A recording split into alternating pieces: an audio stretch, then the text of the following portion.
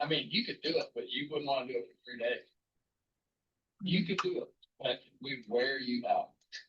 We'd wear you out. Long before I met Clay, before he came to work with us. Namo Tata Bhagavato Arahato Dhamma Thammo Tata ထူးဆန်းတော့မဟုတ်ဘူးပေါ့နော်တွေ့ခွင့်ရအမအရင်တော့အရင်တွေ့ကျင်တယ်လို့ပြောတာလေအဲ့ဒီဘိက္ခုဘောတိလေဒီသင်္ချိုကိုအင်္ဂလိပ်လိုပြန်လာတာကသူဥဆောင်ပြီးတော့ပြန်လာတာသူရေးတဲ့စာအုပ်တွေအများကြီးပဲအမထင်တာ60ကျော်ပြီလို့ထင်တယ်တခါတော့ထည့်ပြောဘူးသေးတယ်ဒီဘိက္ခုဘောတိအမိုင်းပြောတော့အဲ့ဒါအခုဒီ work for peace ဆရာတော်နဲ့ပတ်သက်ပြီးတော့နောက်ဆုံးနေ့မှာသူပင့်လိုက်တာလေစင်မော်ကိုပင့်လိုက်ပြီးတော့ပထမဆုံးမိကုန်းကိုဖြည့်ပေးပါဆိုပြီးတော့ဖြည့်ကမ်းလိုက်တာလေအဲ့ဒီဆရာတော်ကြီးကိုတွေ့လိုက်ရတယ်သတိထားမိလားမသိဘူးဘိက္ခုဘောတိအမေရိကန်ယဟန်တော်သူကခန့်ငယ်ငယ်လေးကလေးကခေါင်းရမ်းကြိုက်တဲ့ယောဂရှိတာတဲ့အဲ့ဒီယောဂနဲ့အဲ့လိုကတော့ဟိုစားပေါ့ယဟန်စပြီးတော့ခန့်ငယ်ငယ်တွေကဆိုတော့ဟောပေါ့အသက်20အောက်ကလေးရတယ်ယဟန်ဖြစ်ပြီးတော့တောက်လျှောက်ဒီအရှိတိုင်းမှာစာရီတင်တယ်ကုသကတ်တွေတင်တယ်နောက်ဘာသာပြန်တယ်သူစာတစ်ကြောင်းဖတ်ဖို့တော့မှခေါင်းကတအားကြိုက်တယ်မိုက်ဂရိန်းပဲဖြစ်မှာအဲ့ဒီဂျားတွေကနေပြီးရေးလိုက်တဲ့စာအုပ်တွေမှာအများကြီးပဲအခုဒီအသက်နဲ့ဆိုရင်အဲ့ဒီသင်္ကြိုစာအုပ်ကိုလည်းအကုန်ဘာသာပြန်ထားတာ manual of Abhidhamma ဆိုပြီးတော့ဟုတ်တယ်သူပြန်လာတာအမနဲ့အဲ့ဆရာဟိုနဲ့64လမ်းအန်တီနဲ့အဲ့ဒီစာအုပ်နဲ့လောက်ကြအတူတူလောက်ကြတာဖတ်ကြတယ်ဒီသင်္ကြိုလေ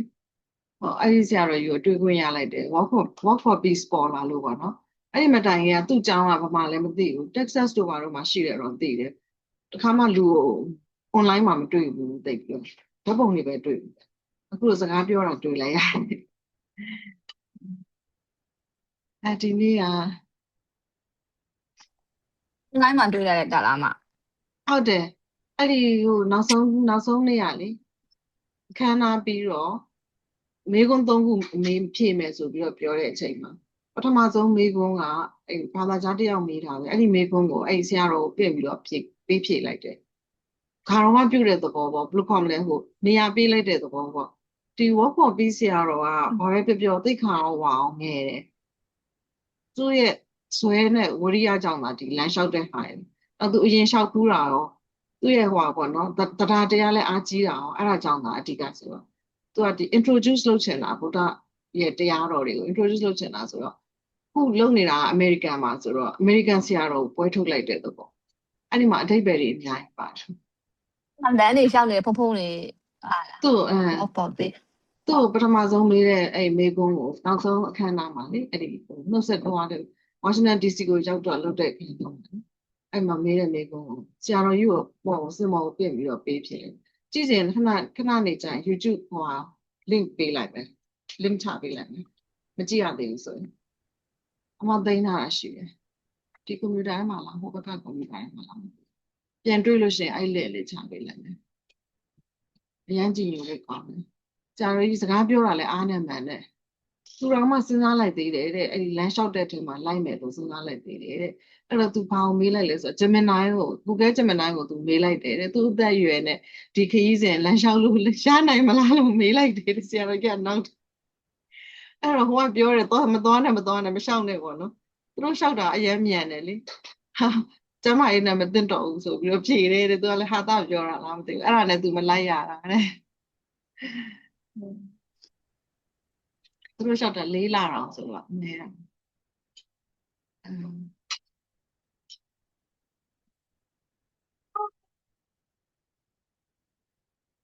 အဲ့ဆရာတော်ကလည်းခါနာယောဂရှိတယ်ဆိုတာဟုတ်တယ်နော်ဟိုအရှင်ပညာကာရလားခေါင်းဆောင်ဆရာတော်ဟုတ်အဲ့လမ်းလျှောက်တဲ့ဥဆောင်တဲ့ဆရာတော်ခါနာယောဂရှိမမနင်းနဲ့သမီးတွေဘာမှအာမငင်နေအဲ့ဆရာတော်ကခါနာယောဂရှိအဲ့ဒါရှောင်းနိုင်တယ်ဟုတ်တယ်ပြန်ပြောသူလည်းဟုတ်တယ်သူလည်းဘာယောဂလဲတော့မသိဘူးပိန်းတော့ရှိတယ်သိခံပြီးတော့တော်တော်ဟိုဇွဲကောင်းတာအဲ့ဒီဟိုဟာလေးတွေကိုကြည့်လိုက်တော့မှလေ comment တွေကြည့်ရင်နဲ့မှာ post တွေဖိုင်နဲ့မှာ မနက်တိုင်း3 နာရီဆိုရင်4 နာရီဆိုရင်ပြန်ထားဖို့ကျန်တဲ့ဖုံဖုံတွေကိုနှိုးတာတဲ့။မတို့မြန်မာနိုင်ငံရွှေဖုံးပွင့်ဆရာတော်ကတနေ့ကုန်ဖုံးမသုံးပါဘူးဆိုတော့လမ်းလျှောက်တဲ့အချိန်တနေ့ကုန်ဖုံးမသုံးပါဘူးဆိုတော့ညဘက်ကလည်းပင်ပန်းတော့အိပ်ပျော်သွားတော့မနက်စောယူထပြီးဖုံးသုံးနေတာဖုံးသုံးပြီးတော့ post တင်တာတို့ဘာလို့ပေါ့နော်အဲ့လိုလုပ်တာပေါ့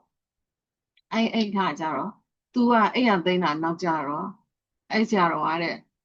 ပထမတစ်ရက်ကတော့လာပြောတယ်တဲ့မြန်လို့ဖို့နောက်ရက်ကျတော့မပြောတော့ဘူးတဲ့ဘန်းဒေဆိုပြီးတော့မျက်စိတောက်ပြီးလာကြည့်နေတယ်တဲ့ရှေ့ကနေမြန်လို့ပေါ့နားလဲဆိုတဲ့သဘောပေါ့စိတ်ကအရင်ရှိတာ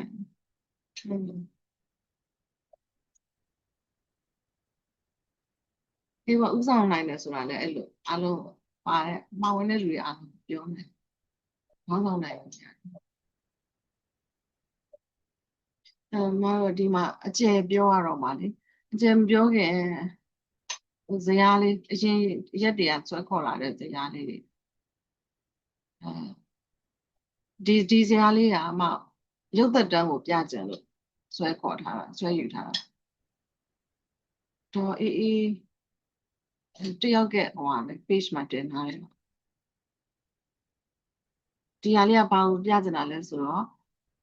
ဒီအမဲရောင်လေးတွေ3 လုံးရှိမယ်အပြာရောင်လေးတွေရှိမယ်ဒီအပြာရောင်လေးတွေကဝီတီစိတ်အမဲရောင်လေးတွေကဘဝင်စိတ်လို့ခေါ်ပါတော့အမားတို့ဘဝင်စိတ်တွေဖြစ်နေတယ်ဒါသူရုပ်ရဲ့သက်တမ်းကိုပြကြင်တာဘာရုပ်လဲဆိုတော့သကုပ္ပတာတိုင်းရုပ်ရဲ့အရှိမအာယုံရဲ့အမားတို့ကတဲ့တိုက်တဲ့ဟာကိုယူတာ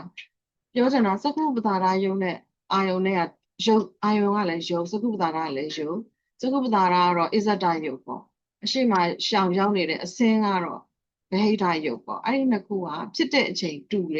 တဲ့ဟာကိုမတို့ယူလိုက်တာစဖြစ်ချင်းမှာကိုပဲမတို့တိုက်မိသွားပြီပေါ့နော်အဲ့နှစ်ခုမျက်စိကလည်းဖွင့်ထားတယ်ပတာတာကလည်းအကြည့်ကလည်းရှိတယ်စဖြစ်ချင်းဥပက္ခဏမှာအရှိကအစင်းရူပါယုံကလည်းစပြီးတော့ဖြစ်တယ်ဥပချင်းစပြီးတော့တိုက်မိတယ်အဲ့တိုက်မိတဲ့အချိန်မှာမတို့ဘဝင်စိတ်ကလေးက just pass ဒါလေးကပထမလွန်ယုံကလေးလွန်သွားတယ်လွန်ပုံဝင်ပြီးရင်ဒါလေးကလှုပ်ပုံဝင်လှုပ်သွားဆိုတော့ तू ကအာယုံကိုယူခြင်းပြီးဘဝင်ရဲ့သဘောက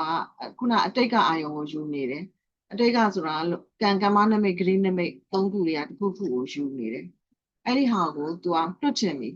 အရှိမရောက်နေတဲ့အစင်းအာယုံကိုကြည့်ခြင်းတော့အဲ့ဒီအရင်ယူထားတဲ့အာယုံကလှုပ်လည်းမရသေးတဲ့အချိန်မှာလှုပ်သွားတယ်ပေါ့နော်ဒါလေးကလှုပ်ပုံပဲပြီးရောနောက်ဆုံးဘဝင်လေးနောက်ထပ်တစ်ကြိမ်ထပ်ဖြစ်ပြီးတော့ရပ်သွားတယ်အရှိရအာယုံကို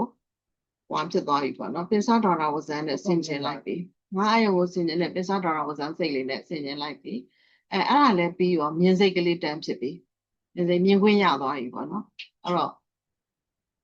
ရုပ်ကလေးရဲ့ဟိုပါပေါ့ခဏကြီး5 ချက်ဒါခဏကြီးတစ်ချက်မှာခဏငယ်3 ချက်ရှိတယ်ဆိုတော့အောက်မှာ3 ခုစီထပ်ပြထားတယ်ဒါခဏငယ်လေးတွေကစက္ကုံအမြောက်3ဆိုအလုံး51 ချက်လာလိမ့်မယ်အဲ့တော့ဒါခဏငယ်လို့ဘာလို့ပြောလဲဆိုဥပတ္တိပင်ဒီခဏကြီးတစ်ချက်မှာခဏ3 ချက်ရှိတယ်အဲ့ခဏ3 ချက်ဒါလေးတွေကြော်သွားတဲ့အချိန်မှာအခုနပြောတယ်ခဏကြီး5 ချက်မြောက်ခဏငယ်ဆိုလို့ရှိရင်အခုဒီမှာ3 6 9 12ချက်ပြီးသွားတော့ဒီမှာစပြီးတော့စကုပ္ပတာရာလေးနဲ့ပေါ်မှာထင်လာပြီပေါ့နော်အာယုံကလုံးဝတက်ထင်သွားပြီဆိုမြင်စိတ်ကလေးဖြစ်လာပြီ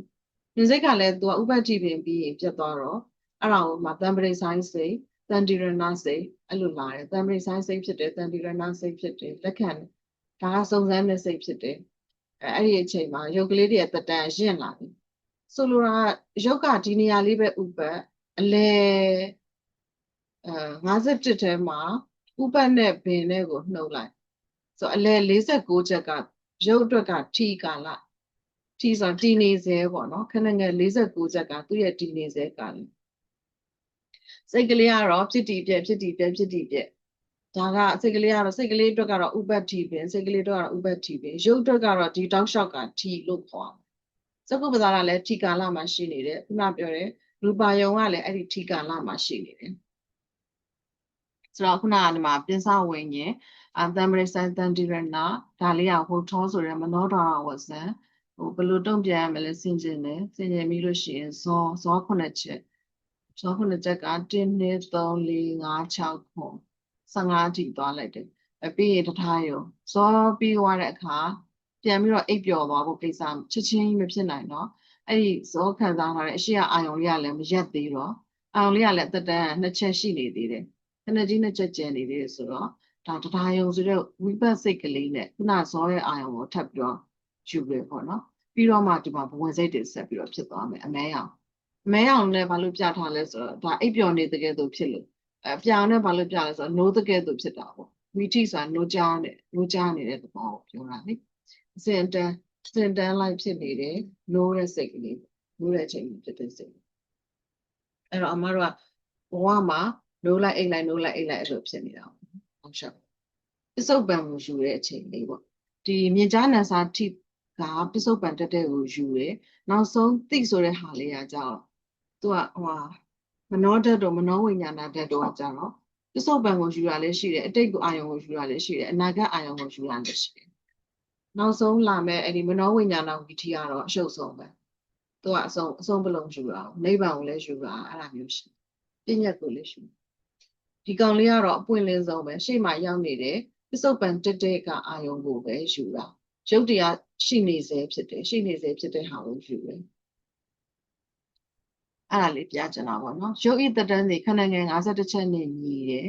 အစခဏငယ်တစ်ချက်သည်ရုပ်ဤဥပ္ပညီတယ်အလဲခဏငယ်49ချက်သည်ရုပ်ဤထီညီတယ်အဆုံးခဏငယ်တစ်ချက်ဒီစကွန်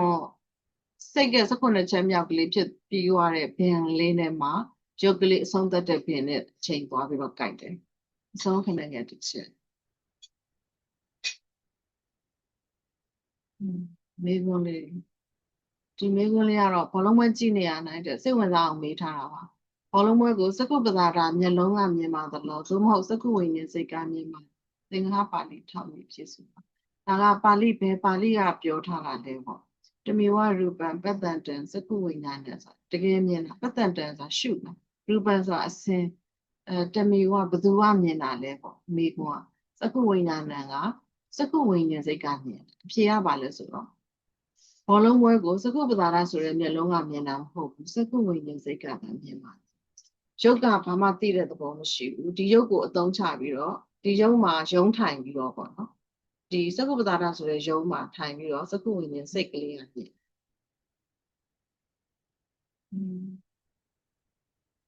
ပါဠိတင်းတို့အဓိပ္ပာယ်တစ်ခေါက်လုံးဝပြီးသွားလို့ရှိရင်ပါဠိတစ်ခေါက်သွားရင်လည်းမအောင်သိလားပါဠိတွေကလည်းအရင်စိတ်ဝင်စားတယ်အချိန်ရရင်ပြောတော့သင်စရာတွေကတော့အများကြီးရှိတယ်ဝိသုဒ္ဓိမတ်တို့လိုမျိုးတရားထုတ်တဲ့ဟာတွေကိုပဲ analyze လုပ်ထားတဲ့ဘာတွေဘယ်လိုစူးစမ်းမယ်အဲ့ဒါမျိုးတွေကိုသွားလဲရတယ်သင်တို့ပြီးသွားရင်တော့ဘာမှမဆိုလုပ်လို့ရအောင်နော်ဒီကကြော်ဆိုပြီးတော့အသေးစိတ်ထပ်သွားပြီးလဲရတယ်ဝိသုဒ္ဓိမတ်ကိုသွားလို့လဲရတယ်နောက်ပဋ္ဌာန်းကိုလေ့လာမယ်ဆိုလဲခေါ်ဝေါ်တွေအဓိပ္ပာယ်တွေနားလည်သွားပြီဆိုတော့လေ့လာလို့ရတယ်ခုနကပြောလိုက်တဲ့ဟာကနာမည်ပေးလိုက်မယ်ဆိုရင်အတိမဟန္တာယောဝိထိနာမည်နဲ့ပြောရင်နောက်သူကဝါရဆိုအလှည့်အကျိန်ဝါရနဲ့ပြောရင်ဒါဝါရဆိုအလှည့်အကျိန်နဲ့ပြောရင်တထာယုံနဲ့အဆုံးသက်လို့တထာရမဏဝါရလို့ခေါ်တယ်ဖြစ်တဲ့နေရာပေါ်မှာမူတည်ပြီးတော့စကုဒ္ဒရာမှာဖြစ်လို့စကုဒ္ဒရာရိကလို့ခေါ်တယ်အတိမဟန္တာယုံဆိုတာကြတော့အလွန်ထင်ရှားအတိဆိုတာအလွန်ပေါ့နော်မဟန္တာယုံဆိုတာထင်ရှားတယ်ဆိုတာရူပယုံကလည်းလက်ရှိနေတယ်စကုပ္ပဒါကလည်းလက်ရှိနေတယ်နှစ်ခုကလည်းကောင်းကောင်းစကုပ္ပဒါကလည်းကြည်လင်နေတယ်အားကောင်းနေတယ်အလင်းရောင်လည်းရှိတယ်ရူပယုံကလည်းလက်တကန်းအကွာမှာမြင်ရတဲ့အကန်းအကွာမှာရှိနေတယ်အဲ့လိုမျိုးအာယုံပြောတာဆိုတော့ဒါကအလွန်ကောင်းတဲ့အတိအလွန်အားကောင်းတဲ့အာယုံပေါ့အဲ့ဒါကိုကြည့်ရတယ်သိရတဲ့ဝီထိခုနအစင်လေးတွေကိုမှတ်ဖို့အောင်ဖို့ကစဖြစ်နေတာကဘဝင်3လုံးဒါလေးကဇရာနဲ့ဆွဲလိုက်တော့ဟိုအလုံးလေးတွေမပါတော့မြင်အောင်မျက်စိနဲ့မြင်အောင်ဟိုစဉ်းစားလို့ရအောင်ဆိုပြီးတော့ခုနအလုံးပါတဲ့ဟာလေးကိုထည့်ပြီးတော့ဆွဲထည့်ပြီးတာဆိုတော့အခုဒီမှာဘဝင်စင်ချင်းမြင်ပြီးလင် ထုတ်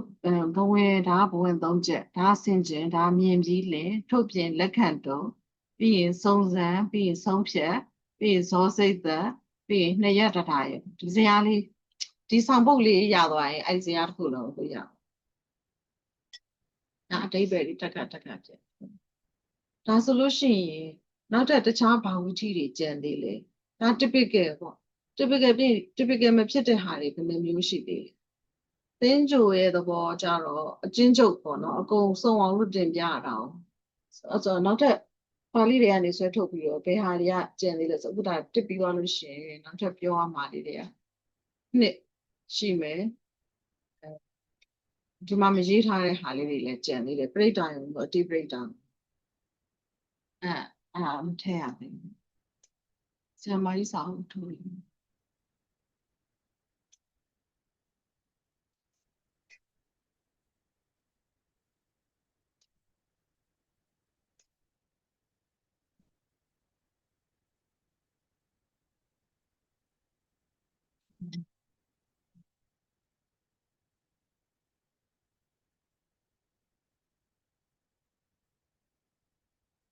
ဒါလေးတစ်ခေါက်ဖတ်ကြည့်လိုက်အတိမဟန္တာယောတဝီထိဒါကအခုနပြောတဲ့ဟာကိုစာနဲ့ပြန်ရေးထားတာတယောက်လောက်ဖတ်ကြည့်ပါအတိမဟန္တာတဝီထိ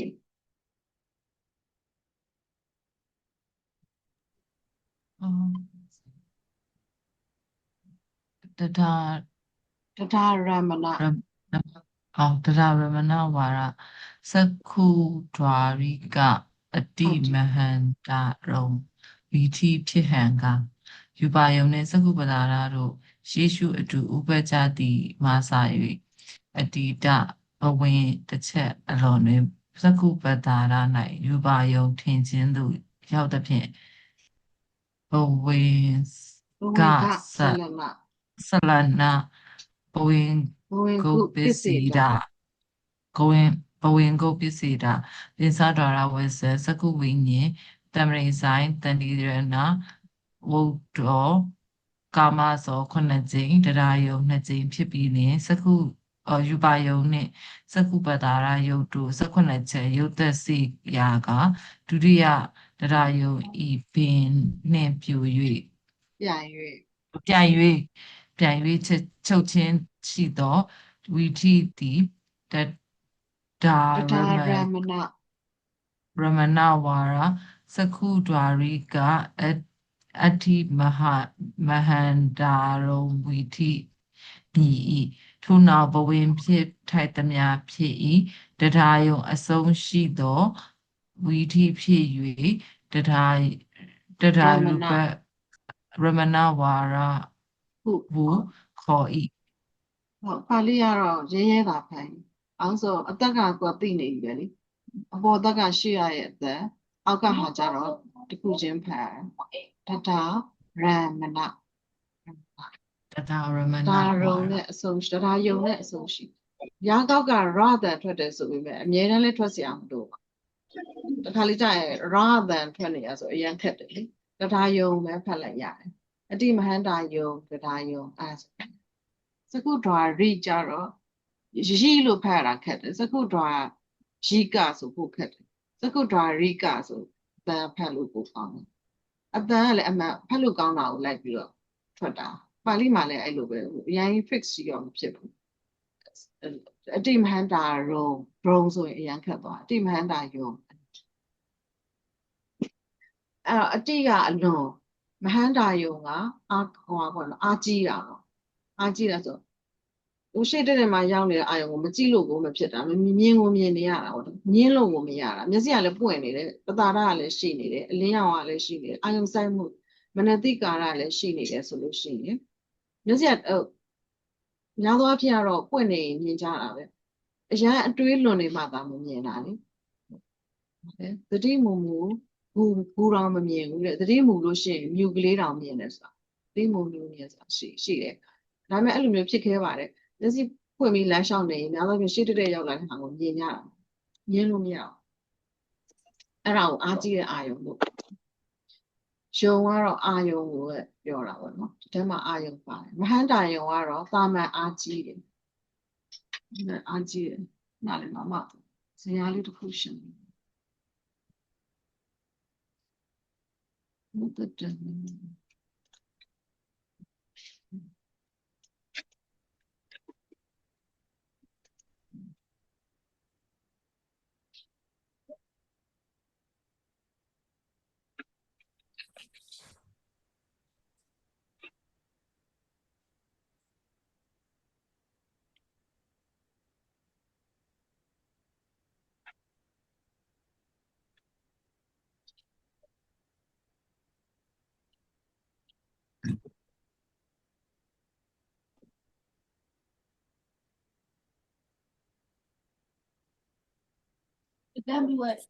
မပြီးသေးဘူး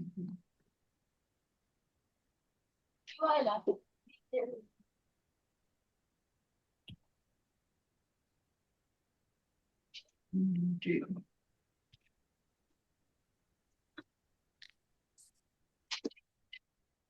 ဒါလေးကအမှားပါမှဆိုလို့နောက်သေချာပြန်ဖတ်ပြီးတော့ပါအဲ့ထည့်ပြီ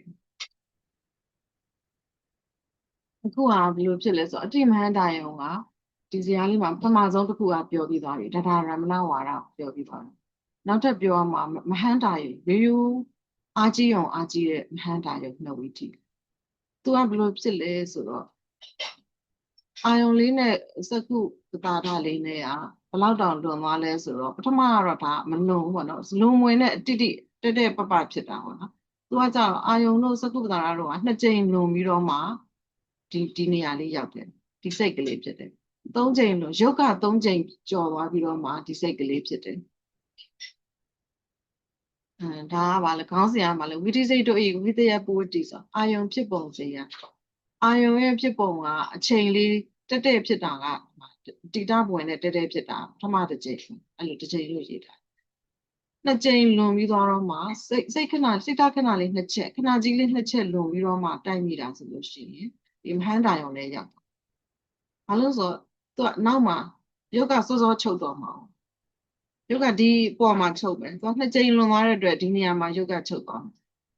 16ချက်မြောက်နေရာမှာရုပ်ကချုပ်သွားမယ်အဲ့ကကြာရင်တရားယုံကနှစ်ကြိမ်ဖြစ်เสียအချိန်မရှိတော့တရားယုံဒီသူက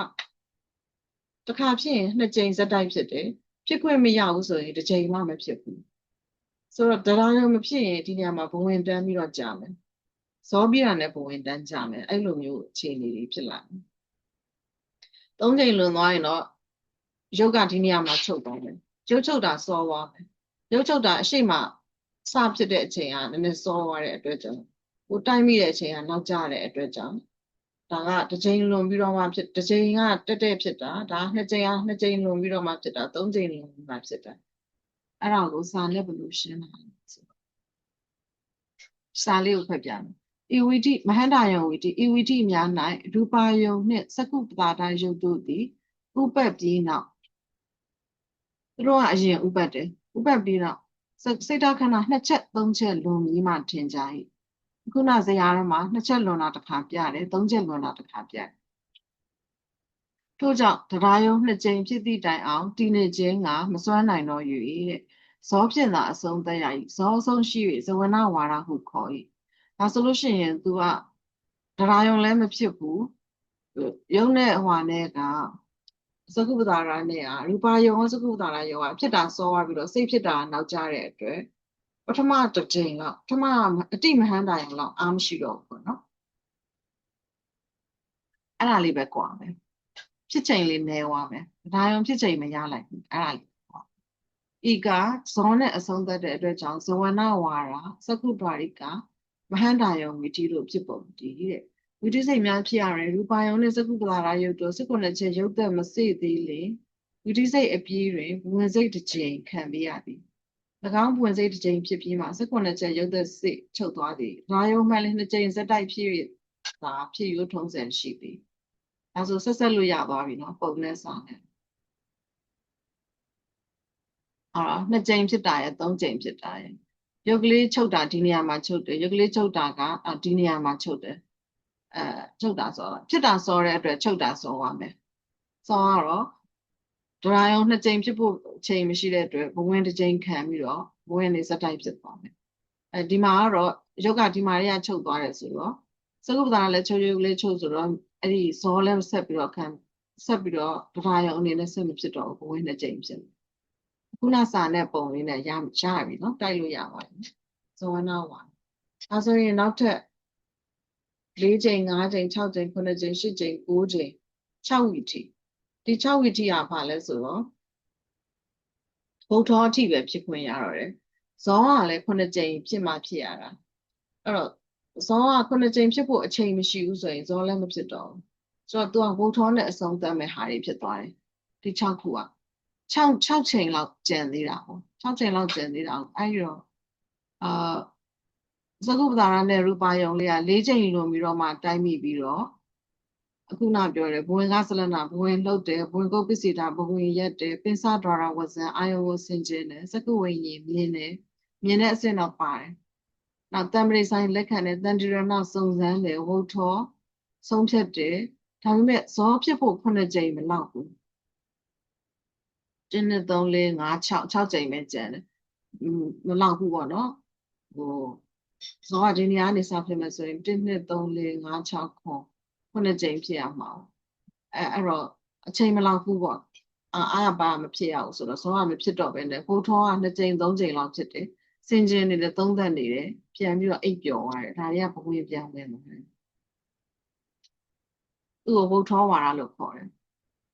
4ကြိမ်5ကြိမ်6ကြိမ်9ကြိမ်9ကြိမ်မြောက်ထိအောင်ပေါ့နော်ဒီမှာရုပ်သက်စိတ်ပြီးတော့စက်ပေါ်မှာချုပ်သွားတယ်ရုပ်ကဟိုအရှိမစဖြစ်တာစောရတဲ့အတွက်ကြောင့်19ချက်ကဒီမှာစိတ်သွားတယ်ရုပ်ချုပ်သွားတဲ့နေရာစက်ဖြစ်တဲ့နေရာကရုပ်ချုပ်သွားတဲ့နေရာကိုပြတယ်ဒီမှာချိန်မိတစ်ချိန်စောလာမယ်ဒီမှာစက်ခွန်ဆိုဒီမှာစက်ခွန်ဒီမှာစက်ခွန်ဒီမှာစက်ခွန်ဒီမှာစက်ခွန်ဒီမှာစက်ခွန်ဒီမှာစက်ခွန်အဲ့လိုမျိုး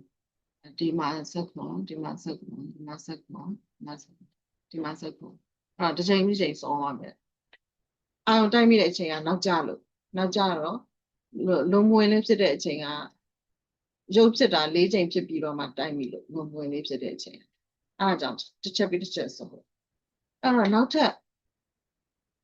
6ခုကျန်သေးတယ်နောက်ထပ်ဒီအရှိမဒီဟာလေးကအရှိကိုဆက်တိုးရမယ်အဲ့တော့ဒီနေရာထိရောက်သွားမယ်အဲ့ဒီမှာဘဝင်လေးလှုပ်ပြုံလေးလှုပ်သွားတဲ့အချိန်လေးတွေလည်းရှိတယ်ဒါကဘာကိုပြတာလဲဆိုတော့အိမ်မက်တို့ပါလို့မျက်စိစကုပ္ပတာလေးကပွင့်ပြီးတော့တိုက်မိတဲ့အချိန်ကတော့မရောက်လိုက်တော့ဘူးရောက်လိုက်တော့အောင်းလေးအရင်လွန်သွားပြီးတော့မှဒါကအိမ်မက်တော့လည်းမဟုတ်ဘူးပေါ့နော်အရင်မျက်စိအားနေနေတဲ့အချိန်တော့ဒီဟာကိုမြင်ုံမျှလဲမြင်တဲ့အဆင့်ကိုမရောက်တော့ဘူးပေါ့ဒီအပေါ်မှာပြောတဲ့ဒီပင်စဒေါ်ရာဝဇန်တို့စကုဝိညာဉ်တို့ဖြစ်ခွင့်တော့မရတော့ဘူးဝင်လေးလှုပ်တယ်ဆိုုံလေးပဲအရှိမအာယုံရှိတာကိုသိုံလေးလှုပ်ုံလေးပဲလှုပ်လိုက်တယ်ဝင်လေးကအာယုံကိုယူခြင်းတဲ့အတွက်စကုတာအာယုံကိုယူခြင်းတဲ့အတွက်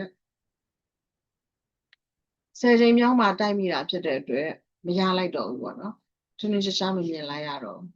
အာယုံကလည်းချုပ်တာစကုပ္ပတာနဲ့အာယုံကလည်းချုပ်တာအရင်မြန်သွားတယ်ဆိုတော့ဝင်လေးလှုပ်ပြီးတော့ဝင်ကပြန်ရက်သွားတယ်ဝင်ပြန်ဖြစ်သွားတယ်ဝင်ရက်သွားတာမဟုတ်ဝင်မဲ့ပြန်ကျသွားတယ်ဘာမှကိုမဖြစ်လိုက်ရအဲ့ဒါကိုမောကဝါဒလို့ခေါ်တယ်အချီးနီးပေါ့ဝိသိစိတ်တောင်မဖြစ်လိုက်ဘူးအဲ့လိုမျိုးအချိန်ဘာပြောတိုက်တော့တိုက်မိလိုက်တဲ့အတွက်ကြောင့်ဘဝင်လေးလှုပ်သွားတဲ့အဆင့်ထိတော့ရောက်သွားတယ်ဒီနေရာလောက်ထိအောင်ပေါ့နော်ဘဝင်လေးကလှုပ်နေမယ်လှုပ်နေပြီးတော့မမြင်လိုက်ရအောင်မြင်တဲ့အဆင့်ကိုမရောက်လိုက်ပင်စဒေါ်ရာဝစန်တို့ပါလို့အဲ့ဒီအဆင့်ကိုမရောက်လိုက်ဆိုတော့အပေါ်3ခုအတိမဟန္တာယုံရမဟန္တာယုံပရိဒါယုံကဘာလဲဆိုတော့အားနေတာအတိပရိဒါယုံကအလွန်အားနေသောအာယုံအတိပိုင်အလွန်ပေါ့နော်ဒါက30ကနေ15ထိကအလွန်အားနေသောအာယုံဒီအပေါ်က4ကနေ9အထိကပရိဒါယုံအားနေသောအာယုံသူကကြတော့ဘုထောဖြစ်တဲ့အထိအောင်တော့သွားလိုက်တယ်ဇောခံစားတာမရှိဘူးပေါ့နော်အကုသိုလ်ဖြစ်ခွင့်မရလိုက်ဘူးပေါ့မြင်တာတော့မြင်လိုက်တယ်လက်ခံလိုက်တယ်စုံစမ်းလိုက်တယ်ဆုံးဖြတ်လိုက်တယ်ဒါပေမဲ့ခံစားတဲ့အချိန်ကိုမရောက်လိုက်ဘူးအဲ့လိုဖြစ်တယ်အဲ့တော့ပြောရမယ်ဆိုရင်တော့15ချက်ပေါ့နော်ရုပ်သက်က18ချက်ရှိတာ哦အဲ့တော့လှုပ်လေးလှုပ်တဲ့အချိန်နောက်ဆုံးအချိန်လေးဖြစ်ဖို့အတွက်ကို15ချက်လောက်ပေါ့နော်ဟို16ချက်18ချက်ဆိုရင်တော့ဒါတိုက်ကိုမတိုက်ပြီးတော့တိုက်ကိုမတိုက်ပြီးတော့စကုပ္ပတာကလည်းပိတ်နေမယ်ရူပါယောကလည်းလာတိုက်တဲ့စီကိုမရောက်တော့ဘူးဒါလေးကတော့တိုက်လိုက်တဲ့အတွက်ကြောင့်2ကြိမ်လောက်လှုပ်ခွင့်ရလိုက်သေးတယ်နောက်ဆုံးတစ်ခုက ဆိုတော့15ချက်ရမယ်အဲ့ဒါကိုဝီထိ15ချက်လို့ပြောတယ်ဒါပေမဲ့ဝီထိ15ချက်လို့သာပြောတာအပေါ်တစ်ကနေအောက်6ထိပဲတကယ်ဝီထိဖြစ်လိုက်ရတာဘုထောဖြစ်တဲ့တွေဖြစ်လိုက်ရတာအောက်ကကျန်တဲ့6ချက်ကအချီးမိပေါ့နော်ဝီထိစိတ်မဖြစ်လိုက်ရအဲ့ဒါကိုစာနဲ့တစ်ခါထပ်ပြောပြမယ်မဟာနာယုံနှစ်ဝီထိကိုပြန်ဖတ်ပြမယ်ဒီဝိတိများ၌ရူပအောင်နဲ့သကုပ္ပတာရယုတ်ဥပတ်ပြီးတဲ့အချိန်နဲ့စိတ်တခဏ2ချက်3ချက်လွန်ပြီးတော့မှထင်မိတယ်ထင်ရတယ်ပေါ့နော်တိုက်မိကြတယ်ထို့ကြောင့်တရားယုံ2ကြိမ်ဖြစ်တဲ့တိုင်အောင်ဒီနေခြင်းကမစွမ်းနိုင်တော့လို့ဇောနဲ့အစုံတတ်ရတယ်ဇောဆုံးရှိတဲ့ဇဝနဝါရလို့ခေါ်တယ်ဇဝနဝါရသကုဒ္ဒရိကမဟန္တာယုံဝိတိ5မျိုးလုံးပြစတော်ရဝိတိ5မျိုးလုံးပေါ့နော်ဒါဒီနေရာမှာသကုနေရာမှာသောတာဖြစ်မယ်ခန္ဓာဖြစ်မယ်စိတ်ဝါကာယလေးတွေလည်းပါအဲ့တော့ဝိတိစိတ်ဖြစ်တဲ့နေရာမှာတဲ့ရူပအောင်နဲ့သကုပ္ပတာရယုတ်19ချက်ရုပ်သက်မစေ့သေးလေဝိတိစိတ်အပြီးတွေဝင်လေးတစ်ချိန်ခံပြီးတော့မှဒါရော2ကြိမ်ဖြစ်ခွင့်မရဘူးဆိုရင်တစ်ချိန်နဲ့ဆိုရင်တော့ဖြစ်တော့အဲ့တော့ဒါရော2ကြိမ်ဖြစ်ရမယ့်နေရာမှာဝင်စိတ်ကလေးတစ်ကြိမ်ခံပြီးတော့ဝင်စိတ်တွေဆက်ဖြစ်သွားနောက်ထပ်အာယုံမရအောင်ရှင်ပေါ့နောက်တတိယပရိဒါယုံ6ဝိတိအာနေသောအာယုံပရိဒါယုံဟုသည်သကုပ္ပတာရ၏အာနေမှုရူပါယုံ၏သေးငယ်မှုံမွားမှုအယောင်လေး၏ဉာဏ်ဖြစ်မှုညနေပဲညဘက်အဲဆိုလို့ရှိရင်ရှေ့မှာတစ်ခုဖြစ်သွားတာမြင်တော့မြင်လိုက်တယ်ဘာမှမသိလိုက်ဘူးပေါ့နော်သူလည်းယောက်ျားလားမိန်းမလားတော့မသိလိုက်ဘူးစသည်ဖြစ်ပေါ့ဖြတ်သွားတာတော့ဖြတ်သွားမသိလိုက်အဲ့တော့အယောင်လေးဉာဏ်ဖြစ်မှုစသောအကြောင်းများကြောင့်ဇော9ကြိမ်ဖြစ်သည့်တိုင်အောင်တည်နေခြင်းကမစွမ်းနိုင်သောလုံခြင်းရှိ၍ထင်လာသောအာယုံဖြစ်တယ်တဲ့ဒီ၌ရူပအောင်နဲ့သကုပ္ပတာရစိတ္တခဏ4ချက်မှ9ချက်အထိလွန်ပြီးမှထင်ကြတယ်သူစောကပုံလေးမှာဆွဲပြထားတာနော်4ချက်မှ9ချက်အထိလွန်ပြီးတော့မှဖြစ်ကြတယ်အဲ့တော့ဇောစောခွင့်မရ၍ဘုထောစိတ်တည်ပင်လဲဇောတုဇောရအဖြစ်ဖြစ်2ကြိမ်သို့မဟုတ်3ကြိမ်ထက်လျက်ဖြစ်ခွင့်ရှိဘုထောဆိုတဲ့ဘယ်လိုခံစားလိုက်ရမလဲဆိုသူကသူစဉ်းစားရင်ဆုံးဖြတ်ရင်လည်းပဲဆုံးခံစားတဲ့အဆင့်ကိုမရောက်လိုက်ဘုထောအဆုံးရှိ၍ဝဋ္ဌပနဝါရဘုထောဝါရဟုခေါ်၏ဧကဝဋ္ဌပနဝါရသကုဒ္ဒရိကပရိဒါယဝိတိလို့ဖြစ်ပုံတည်ဝိတိချ၌သတ္ထပရိဒါယဝိတိမှာတော့ကျန်ဝိတိများနဲ့ဘုထောကို2ကြိမ်သို့မဟုတ်3ကြိမ်အလိုရှိသလို6ဖြစ်ရှိတဲ့ဘုထော2ကြိမ်ဒါကတော့စဉ်းစားတဲ့လူဆိုရင်တော့စဉ်းစားရပေါ့3ကြိမ်လောက်စဉ်းစားတယ်မစဉ်းစားတဲ့လူဆိုရင်တော့မြင်လိုက်တာပါလဲစဉ်းစားနေပါဘုထော2ကြိမ်ချလဲနောက်လိုက်ဘုံလေး1ကြိမ်ပြောပြရအရင်ဟိုပါပေါ့နော်စာတိုင်းပြောနေလို့သာပေါ့အဲ့ဒါကိုကသိမှာတော့မဟုတ်ဘူးဥပမာကိုဆိုနောက်ဆုံး6ခုကတော့မြင်တဲ့စင်ကိုလုံးဝမရောက်လိုက်ဘူးအတိပရိဒါယုံဟုသည်သကုပ္ပတာရစသည်အလွန်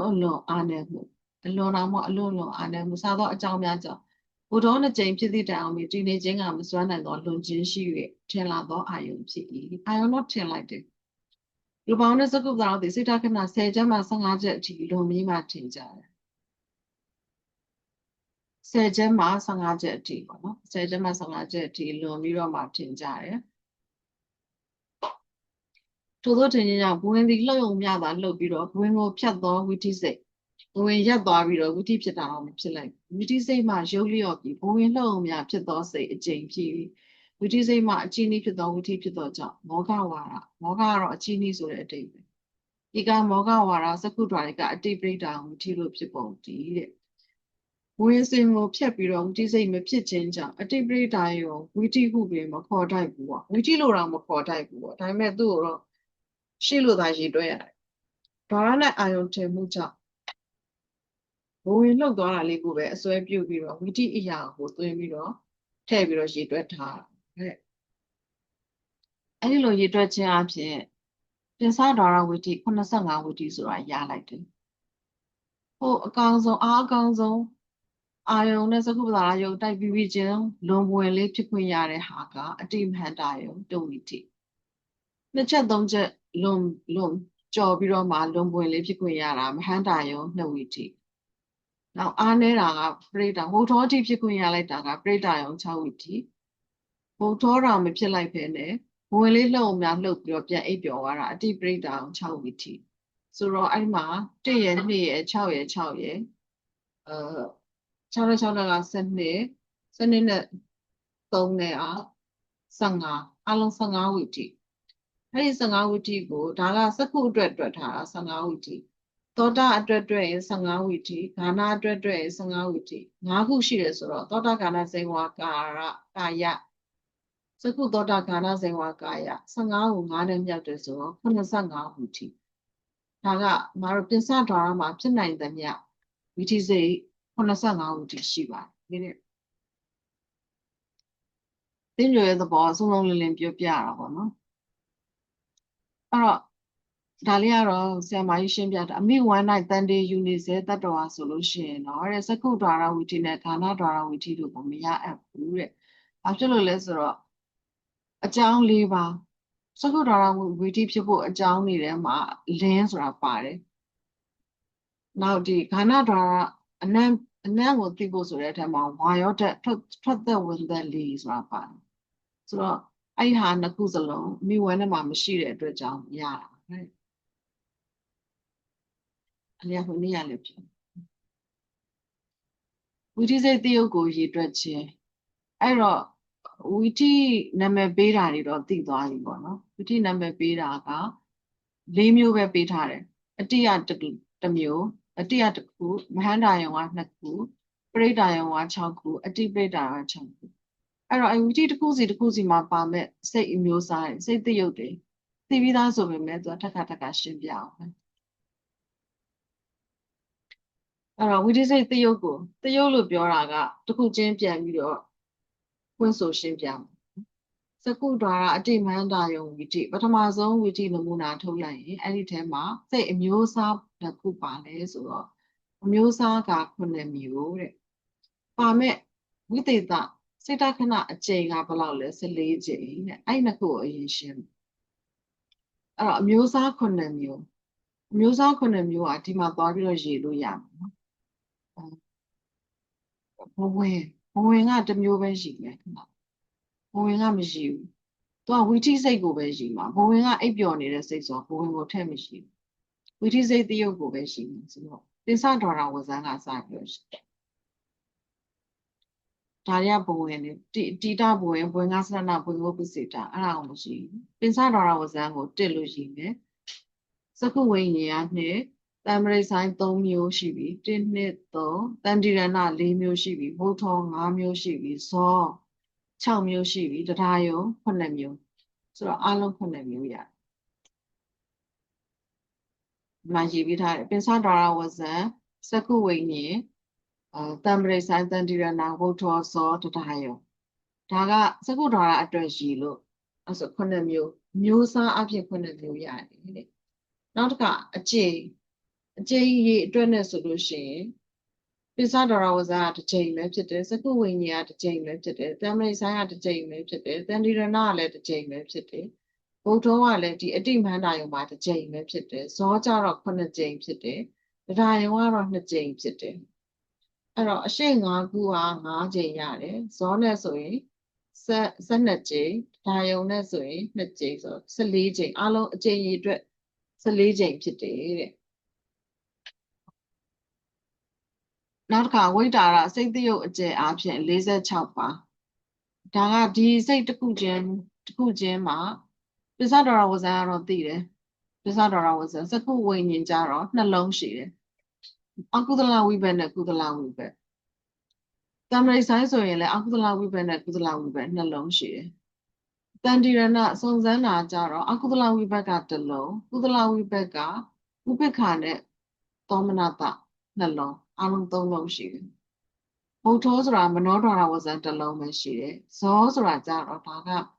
မြင်တာကိုပြောတာဆိုတော့ကာမဇောရူပအရူပစိတ်တွေမပါဘူး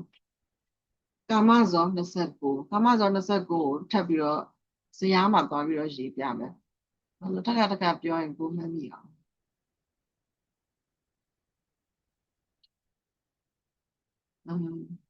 ဇယား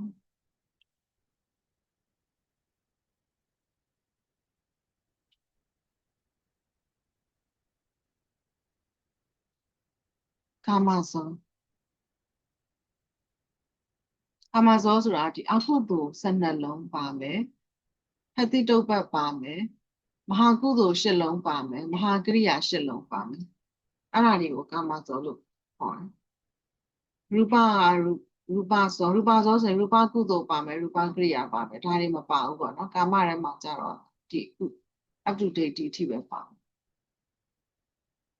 အဲ့တော့ဒါက12အတိတုပ္ပနဲ့ပေါင်းရင်73မဟာကုသိုလ်10လုံးနဲ့ပေါင်းရင်73နဲ့8နဲ့ပေါင်း21နဲ့ဒီမဟာကရိယာ10လုံးနဲ့ပေါင်းရင်21နဲ့8နဲ့ပေါင်း29ကာမဇော29ဆိုအဲ့ဒါကိုပြော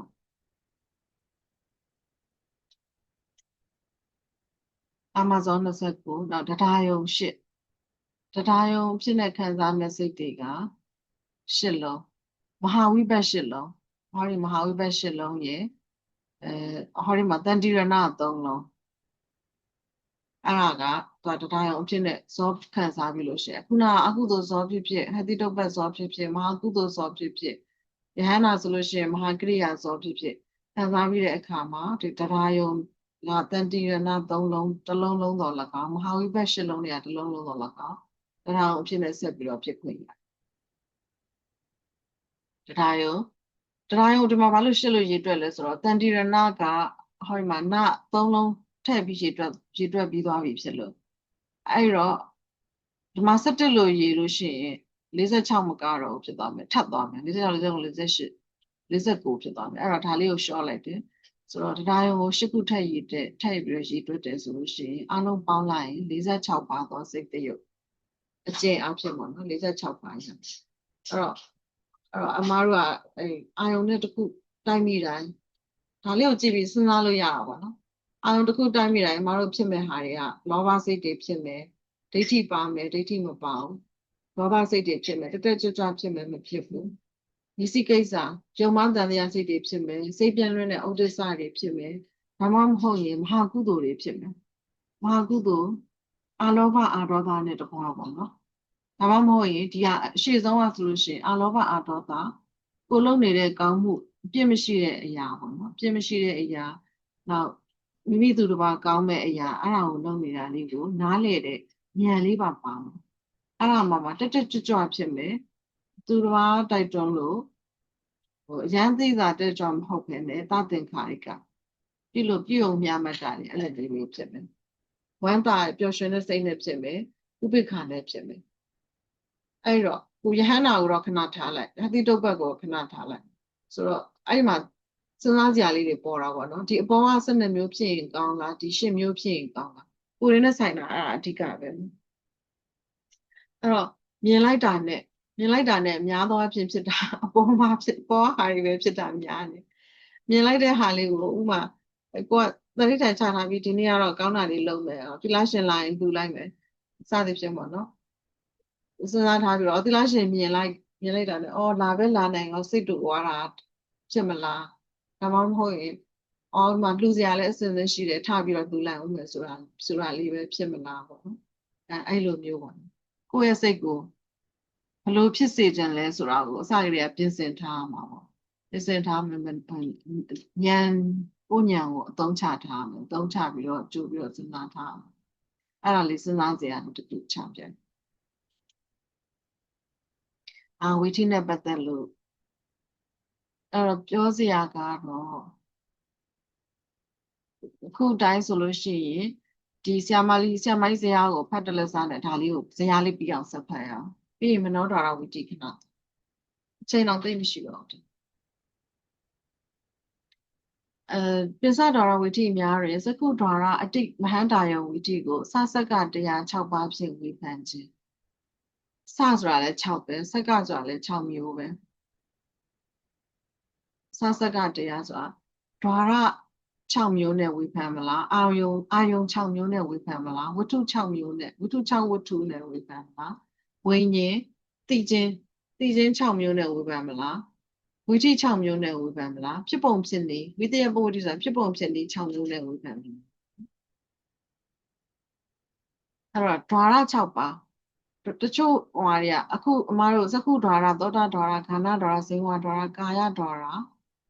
နောက်ဆုံးဒွါရ6ခုပြည့်အောင်ရှိမယ်ဆိုရင်နောက်ဆုံးဒွါရကမနောဒွါရမနောဒွါရရဲ့အဓိပ္ပာယ်ကဝင်ကုတ်ပစ္စေတာ19ပါးကိုပြောတာဘဝင်စိတ်ကိုပြောတာဒါမှမဟုတ်ရင်ဒွါရဝိမုတ်ဖြစ်မလားရှင်းနောက်ဘဝင်စိတ်တွေကဒွါရဝိမုတ်နဲ့လာတယ်မှတ်မိမလားမသိဘူးဒီတိတဘဝင်တို့ဘဝင်ကဆလနာတို့ဘဝင်ကုတ်ပစ္စေတာတို့ကသူတို့ကိုယ်တိုင်ကတကားပေါက်အဖြစ်နဲ့ဆောင်ရွက်တယ်ဒီဘဝင်ကုတ်ပစ္စေတာလေးဆိုရင်ဒီတကားပေါက်လေးရက်ပြီးတော့အဲ့တကားပေါက်လေးပွင့်ပြီးတော့ပစ္ဆဒွါရဝဇ္ဇန်ဆိုတဲ့စိတ်ကလေးစပြီးတော့ဖြစ်ခွင့်ရတယ်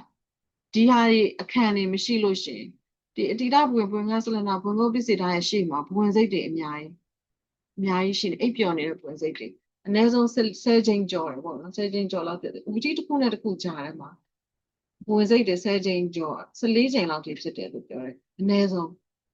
မြတ်စွာဘုရားတို့ကြတော့အရင်နိုးကြတော့4ချိန်5ချိန်လောက်ပဲခံတယ်ကြားထဲမှာတကယ်လို့ဇံဝင်စားတာတို့တရားဟောဖို့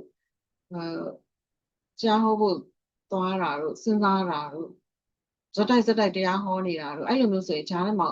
ဝင်က4-5ချိန်လောက်ခံတယ်ပြောတယ်မြတ်စွာဘုရားတို့တာမန်လူတွေကတော့10ချိန်အထက်ပေါ့နော်14ချိန်လောက်အနည်းဆုံးခံတယ်ပြီးတော့မှနောက်တူဝီထိလာတယ်ပေါ့အခုဒါပြီးသွားရင်လည်းအဲ့လိုပဲဝင်14ချိန်14-5ချိန်လောက်ဖြစ်တယ်အဲ့တော့ဆိုလိုတာကအဲ့ဒီဘဝင်စိတ်တွေဒီမနောဒွါရမနောတကားပေါက်တွေဖြစ်တယ်အဲ့ဒါတွေရှိနေလို့သူရက်သွားတယ်နောက်ဆုံးဘဝင်ကုတ်ပစ္စေတာကတော့ချုပ်ပဲသူရက်ခွင့်ရသွားတော့မှဒီပင်စဒွါရဝဇ္ဇန်ဆိုတဲ့အရှိရအာယုံကိုစပြီးတော့လက်ခံလို့ရတယ်ဆိုတော့သူဒီမနောတကားပေါက်ဖြစ်နေဆောင်ရွက်တော့အဲ့တော့သူကိုယ်တိုင်ကတကားပေါက်ဖြစ်နေတော့သူကတော့တခြားတကားပေါက်တစ်ခုမှနေနေတာမဟုတ်သူကိုယ်တိုင်ကတကားပေါက်ဖြစ်ဆောင်ရွက်နေတာစကလုံးကလည်းရှုပ်အဲ့ရှင်းနောက်ဘဝင်စိတ်တွေကဒွါရဝိမုတ်သက္ခုဒွါရကဝီထိစိတ်ကအခုဖြစ်တဲ့ဟာသက္ခုဒွါရမှာဖြစ်တယ်အဲ့ဒါကိုရှင်းပြတယ်အာယုံအဖြစ်ရှင်းနောက်ဘဝင်စိတ်ကကံကမ္မနမိတ်ဂရိနမိတ်ကိုအာယုံပြုတယ်အခုရလာတဲ့ဝီထိစဉ်ကတောက်လျှောက်လုံးအဲ့ဒီစိတ်တွေအလုံးကပစ္စုပန်ရူပါယုံကိုအာယုံပြုတယ်ဒီတစ်လျှောက်လုံးကစိတ်တွေအလုံးကပစ္ဆဒွါရဝဇ္ဇန်နဲ့တရားယုံအထိအဲ့ဒီစိတ်တွေအလုံးရဲ့အာယုံကရှေ့မှာရောက်နေတယ်ရူပါယုံအာယုံတူတယ်ပေါ့နောက်ပြီးတော့သူကဘာကိုမှီပြီးတော့ဖြစ်လဲဆိုရင်ဘဝင်စိတ်ကဟတ္တယဝတ္ထုကိုမှီပြီးတော့ဖြစ်တယ်ဒီဝီထိစိတ်ကတော့သက္ခုဝတ္ထုကိုမှီပြီးတော့ဖြစ်တယ်သက္ခုဝိညာဉ်2ပါးကသက္ခုဝတ္ထုကိုမှီပြီးဖြစ်တယ်ကျန်တဲ့ဝီထိစိတ်တွေကဟတ္တယဝတ္ထုကိုမှီပြီးဖြစ်တယ်မတူကြဘူးနော်ဟောဒီမှာရှိတဲ့သက္ခုဝိညာဉ်ဒီသက္ခုဝိညာဉ်လေးပဲမျက်စိပတာဒကိုမှီပြီးတော့ဖြစ်တယ်ဒီကျန်တဲ့ပစ္ဆဒွါရဝဇ္ဇန်သံပရိဆိုင်တန်တိရဏဝုထောဇောတဒါယောအဲ့ဒါတွေကမျက်စိတကားပေါက်မှာမြင်တဲ့အာယုံကိုယူလာတော့မှန်တယ်ဒါပေမဲ့ဒီစိတ်ကလေးတွေကဟတ္တယဝတ္ထုကိုသွားပြီးတော့မှီတယ်ဟတ္တယဝတ္ထုသာမရှိရင်ဒီစိတ်လေးတွေကဖြစ်ခွင့်မရဘူးအဲ့တော့သက္ခုဝိညာဉ်တစ်မျိုးတည်းဖြစ်တာမဟုတ်ဘူးဝီထိစဉ်ထဲမှာမတို့မျက်စိဖွင့်လာပြီးမျက်စိနဲ့မြင်တာကြီးပဲတောက်လျှောက်ဖြစ်နေတာပေါ့မမြင်ခင်အာယုံကိုဆင်ခြင်ရတယ်မြင်တာနဲ့လက်ခံပြီးစုံစမ်းပြီးတော့ဆုံးဖြတ်ရတယ်ဒေါသထွက်မှလားစိတ်တူမှဖြစ်မှလားကြိုက်မှလားမုန်းမှလားကြိုက်မှလားမုန်းမှလားတွေးဝေးမှလားဒါမှမဟုတ်ရင်အလောဘအာဒေါသနဲ့ကုသိုလ်စိတ်ဖြစ်မှလားအဲ့ဒါတွေကကြိုပြီးတော့ဆင်ခြင်ရတယ်ဇောတွေဖြစ်မယ်တရားယုံတွေဖြစ်မယ်အဲ့ဒါတွေကဟတ္တယဝတ္ထုကိုသွားပြီးတော့ပြီးမျက်စိမလဲသွားတယ်အာယုံကတော့ပစ္စုပန်ရူပါယုံတူတယ် base ကတော့ဒီကျန်တဲ့ဝိသိစိတ်တွေအားလုံးကဟတ္တယဝတ္ထုသက္ခုဝိညာဉ်2ပါးပဲဒီပတာဒကိုမှီရတာဝိညာဉ်သိစိတ်အပြင်ပြောရင်သက္ခုဝိညာဉ်2ပါးကသက္ခုဝိညာဉ်ကျန်တဲ့ဝိသိတွေကမနောဝိညာဉ်လို့နာမည်ရတယ်မနောဝိညာဉ်ပေါ့မနောဟုတ်တယ်မနောမှသိတယ်မနောဝိညာဉ်လို့နာမည်ရတယ်သက္ခုဝိညာဉ်လို့နာမည်မရအောင်သက္ခုဝိညာဉ်လို့နာမည်ရတာကသက္ခုဝိညာဉ်2ခုပဲ နောက်တစ်ခါဝီထိဆိုရင်လည်းဒါကတော့ဝီထိကြတော့ဒီဘဝင်စိတ်တွေကဝီထိကိုဝီမုတ်ဝီထိမပါဘူးပေါ့ဝီထိမရှိဘူးဝီထိမှာကင်း၍ဖြစ်တယ်ဆိုပြီးတော့ဝီထိဝီမုတ်အိပ်ပျော်နေတဲ့စိတ်ဆိုပြီးတော့ဝီမုတ်ဆိုတာကင်းနေတယ်အဲဂျားရဟာတွေကတော့စကုဒ္ဒရာဝီထိတဝီထိလုံးကိုတော့ဒီကနေပြီးတော့သစ္စာဒရာဝဇံဒါတွေအလုံးကိုတော့စကုဒရာဝီထိဒါမှမဟုတ်စကုဝိညာဏဝီထိဆိုပြီးတော့နာမည်ပေးတယ်ဒီအရှိရသုံးလုံးကိုတော့ကြာတော့ဝီထိဝိမုတ်လို့ခေါ်တယ်အဲ့ဒါကြောင့်ဟိုပထမပြတဲ့ဟိုဟာထဲမှာဆိုအနက်ရောင်နဲ့ပြထားအလုံးလေးတွေနဲ့တော့နောက်ဖြစ်ပုံဖြစ်နည်းဆိုရင်အခုပြောနေတဲ့ဟာကရှင်းနောက်ဝင်စိတ်တွေနဲ့ပတ်သက်လို့အခုပြောနေတာကအတိမဟန္တာရောအတွင်းမှာကျုံးဝင်တယ်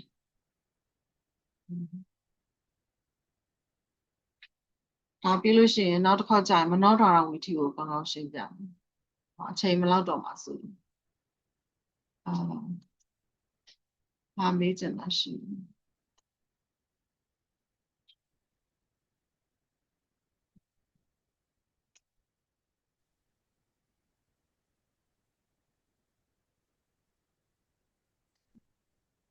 မဟိုဟာလေ ဟုတ်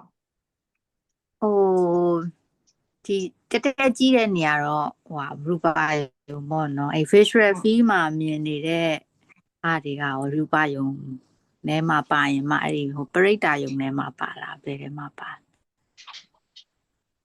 စိတ်ကနှစ်စိတ်တစ်ပြိုင်တည်းမဖြစ်ဘူးဆိုတော့ဒီမှာတော့မြန်လုံးအားကြီးတော့ဟုတ်တယ်တစ်ပြိုင်တည်းမှာမြင်နေရတယ်လို့ထင်တာအဲ့ဒါကအများကြီးဆက်ပြီးတော့စဉ်းစားရအောင်ပဲသူပြောရတဲ့အတိုင်းဆိုရင်မှာတော့ဟိုနောက်မှမနောဒရာဝီထိနဲ့အဲ့ဒါကိုပြန်စဉ်းစားလိုက်မယ်ပြန်စဉ်းစားလိုက်တော့ကိုမြင်လိုက်ရတဲ့အယောင်လေးအစားခွဲသိတာအခုဆိုရင်အယောင်တွေလည်းအများကြီးမြင်နေတယ်ပုံစံတွေလည်းအများကြီးမြင်နေတယ်အဓိပ္ပာယ်တွေအစားသိတယ်ဒီပစ္စည်းကဘာလုပ်တယ်ဒီပစ္စည်းကအေကွန်ဒီပစ္စည်းက TV ဒီပစ္စည်းကဖုန်းကြားမျက်မှန်ဆိုကြည့်လိုက်တာနဲ့သိပြီးသားဖြစ်နေသိပြီးသားရမ်းမြန်တာအမှန်အဲ့လိုဖြစ်ဖို့အတွက်ကိုဝီထိတွေအများကြီးဖြစ်ရတယ်ခုနပြောသလိုပြောဟိုအတိပရိဒါနဲ့ဖြစ်မလားပရိဒါနဲ့ဖြစ်မလားဆိုတော့ဂျားထဲမှာညံ့နေမှာပေါ့အများကြီးပါ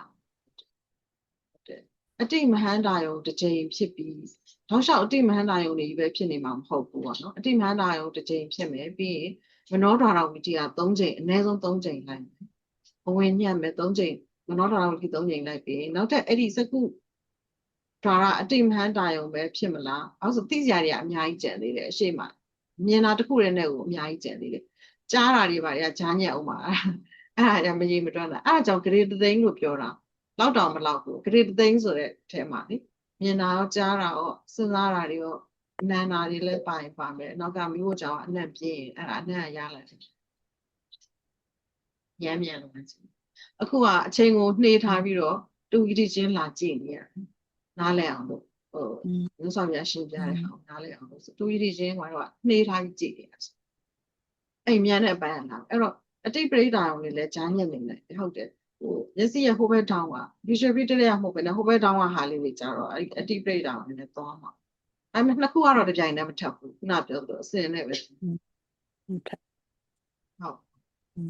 အဲ့ဆိုမဟိုဒီဘလောက်အတန်းရှင်းရလဲဘလောက်ဟိုဖြစ်တဲ့ပုံမူတည်ပြီးတော့အဲ့လိုပြီးရောသွန်းပြီးတော့ပဲဖြစ်နေရပါတော့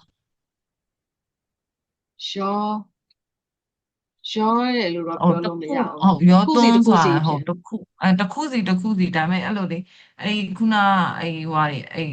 ဟာတွေကလေအဲ့လိုမျိုးတချို့ဟာတွေကအဲ့လိုအတီးဖြစ်လိုက်တချို့ဟာတွေကဟိုဟာမဟာဟုတ်တယ်ဖြစ်လိုက်အဲ့လိုမျိုးရောသွန်းပြီးတော့ရောရဲဆိုတာတလဲစီကိုအတိဖြစ်လိုက်မယ်ဘေးရဟုတ်သေချာမမြင်လိုက်တဲ့ဟာလေးတွေကလည်းရှိမယ်ဟုတ်တယ်အတိမဟန္တာယုံကြီးပဲစတိုက်ဖြစ်နေမယ်လို့မထင်အောင်ဖြစ်လာဒါနဲ့မှအရန်အိမ်ငိုက်ကွာတာလည်းရှိမယ်ဆိုတော့ပတာထအားနဲ့လို့ဖြစ်စေဘူပါယုံအားနဲ့လို့ဖြစ်စေအဲ့ခုနကျန်တဲ့၄ခုဟိုပရိဒါယုံအတိပရိဒါယုံမဟန္တာယုံအဲ့ဒီ၃ခုကလည်းဂျားထဲမှာဖြစ်ခွင့်ရှိတယ်အများကြီးဖြစ်ခွင့်ရှိအရန်အာယုံစိုက်နေမှာပဲဒီအတိပရိဒါယုံကဖြစ်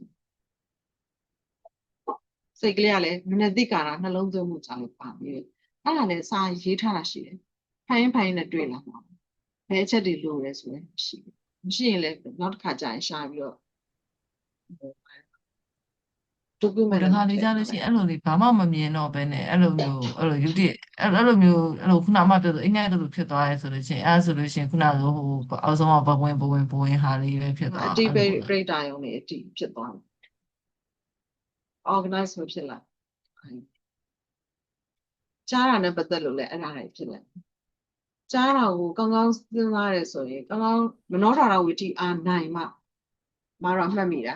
လက်ချတစ်ခုတက်ပြီးမှတ်မိလားမမှတ်မိလားဆိုတာအဲ့ဒါတွေပဲနောက်ကကောင်းကောင်းလိုက်ပြီးစဉ်းစားထားရင်ဘယ်တော့မှမမေ့ဘူးကွာတယောက်ကကိုယ်ကိုဆဲထားတယ်ဆိုအဲ့ဒီတန်ရနာထဲမှာပြန်ချဘာလို့ဆိုအနောက်ကသေချာလိုက်ပြီးစဉ်းစားထားတာမနောထာရဝိတိတယ်ခံစားပြီးတော့စဉ်းစားထားတာအများကြီးရှိတယ်ဒီလူကငါပုံမကောင်းဘူးလူတော်ဆဲထားတယ်မမေ့တော့ဘူးဆိုအဲ့ဒါမျိုးရှိငါဟိုကြားကမြကြားလိုက်ပြီးတော့ဘာမှပြန်စဉ်းစားလို့မရတော့သူဘာပြောလိုက်တာပါလဲအတန်းလက်ချပေးနေတဲ့ဆရာဘာပြောလိုက်တာပါလဲလို့မသိတော့ပြီးတော့ဆို attention မရှိလို့ပေါ့လေ attention မရှိတော့နောက်ထပ်ပြီးတော့စဉ်းစားထားတာတွေမရှိလို့အဲ့ဆိုမေ့လွယ်စိတ်တိုင်းမှာတင်ညာပါတယ်တင်ညာအားကောင်းတာနဲ့မကောင်းတာပဲကွာပြန်စဉ်းစားတဲ့အခါကျရင်အဲ့တင်ညာလေးကိုသတိရလားမရလားဇောရဲ့အရှိစေတသိက်တွေဆိုတာအလုံးလုံးနေကြတာတောင်းရှောက်အမှန်အခုလိုပြောလို့ဒါစေတသိက်ကအလုံးကြီးတစ်လုံးလိုမျိုးသာထင်နေတာမဟုတ်ဘူးသဘောတရားတွေဒီသဘောတရားတွေကတပြိုင်တည်းပေါင်းစပ်ပြီးတော့အလုံးလုံးနေတယ်ဆိုအဲ့တော့ဘယ်သူကအားကောင်းတယ်ဘယ်သူကအားမကောင်းဆိုတာရှိတယ်တစ်ချိန်မှာအချိန်နဲ့အမျှအဲ့ဓာတွေကအလုံးလုံးပြီးတော့မှတိလေးစဉ်းစားလို့ကောင်းလို့ဖြစ်တယ်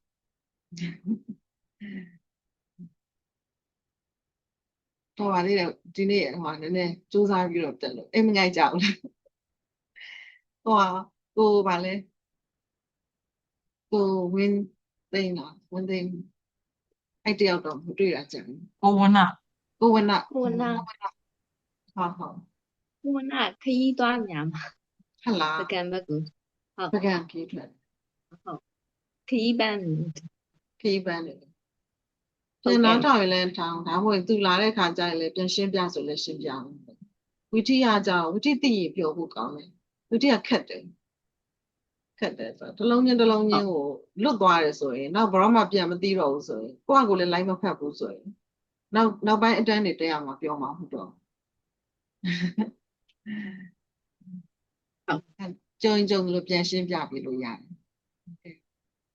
အဲဆိုနားကျင်ကြပြီတဲ့ဘာမျိုးမေးတော့ဆိုတက်ရအောင်နော်ဗုဒ္ဓသာသနာစီရင်တိတ်တူဗုဒ္ဓသာသနာစီရင်တိတ်တူ စေရတဲ့တတူ ဗုဒ္ဓသာသနာစီရင်တိတ်တူသာတူ